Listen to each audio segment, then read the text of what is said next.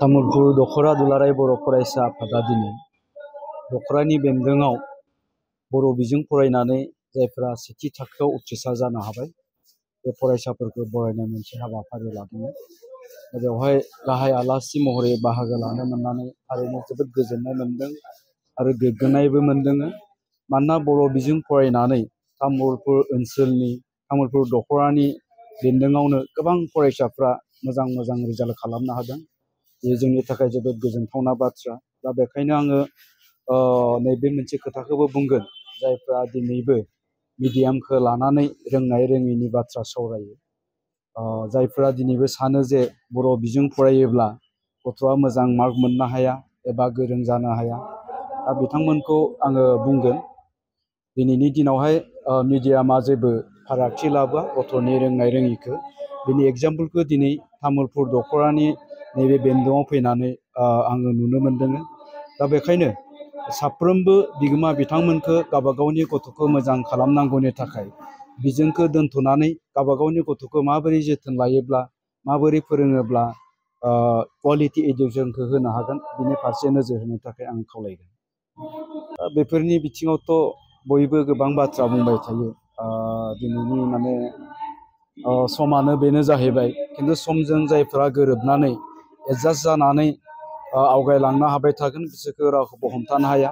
खिन्थु आं नैबे मोनसे खोथाखौनो बुंगोन, दिनैनि दिनाव खिन्थु जोंनि फरायसाफ्रा एबा जोंनि लाइमोनफ्रा बाइक मबाइल लानानै फरायनायखौ माने गावनि जिथु गुबै मावनांगौ हाबा बेखौ बावगारनानै बांसिनै जोङो बेरायथिंनायखौसो नुदों। आं बेखायनो खावलायगोन बिथां फरायसामोनखौ जे बाइकआबो थागोन मबाइलाबो थागोन, नाथाय जोंनि जिथु मावनांगौ हाबा जिथु फरायनांगौ खामानि बिनिफ्राय जाहाथे जों जानगाराव थाया। आरो बिनि थाखाय जों गारजेनफोराबो सांग्रां जानो नांगोन जे गावनि फरायसानि सायाव गावनि गथ'नि सायाव जोंनि बिमा बिफाफ्रा मोनसे गियाना थानो नांगोन जे गावनि गथ'आ माबायदि मा जानो थांबाय दङ, बाइक होयोब्ला मोजां जागोन, मबाइल होयोब्ला गाज्रि जागोन, बे बिथिंखौ नोजोर होनानै बाइक मबाइलफोरखौ गथ'फोरनो होनो थाखाय आङो खावलायगोन।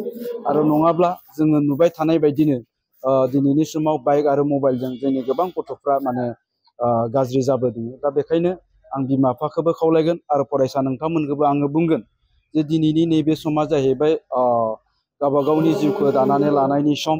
आरो बे मोनसे मोजां समखौ जों जाहाथे बाइक मबाइलजों गावनि माने समखौ ओरैनो थांगारहोआ।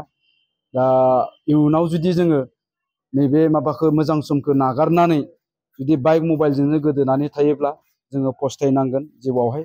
दा बेखायनो साफ्रोमबो फरायसा आरो बिमा बिफा बिथांमोनखौ सांग्राङै जाहाथे जोंनि गथ'फोरखौ जोङो मोजां खालामनायाव जोथोन लानायाव नोजोर होयो, आं बेखौनो खावलायगोन।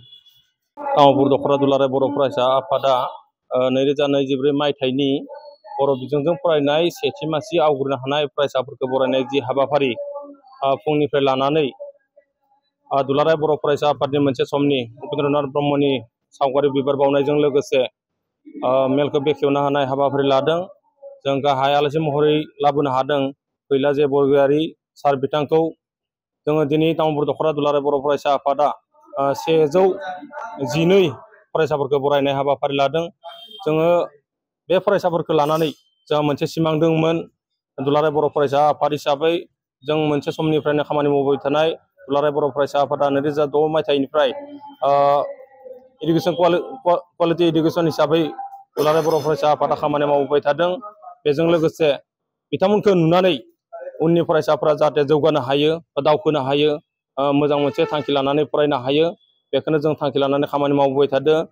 दिनै जोङो दुलाराय बर' फरायसा आफादनि बिबान लानानै नैबे ओनसोलनि बा तामुलपुर ओनसोलनि फरायसाफोरखौ जाहाथे सासे गिदिर मानसि जानो हायो बा खालामनो हायो, बेनो जोंनि थांखि। गामि गफानि थानाय फरायसाफोरा जाहाथे मोजां फरायनानै सासे गिदिर मानसि जानो हायो, बेखौनो थांखिनानै दिनै बरायनायनि गेजेरजों बिथांमोननो मोजां मोनसे मेसेज होनो नागिरदों। बिथांमोनखौ नुनानै जाहाथे उन्दै फरायसाफोरा मोजां मोनसे जाफुंसार हानो हायो, बेखौनो तामुलपुर दखरा दुलाराय बर' फरायसा आफादा दिनै बरायनाय हाबाफारि लानाय जादों।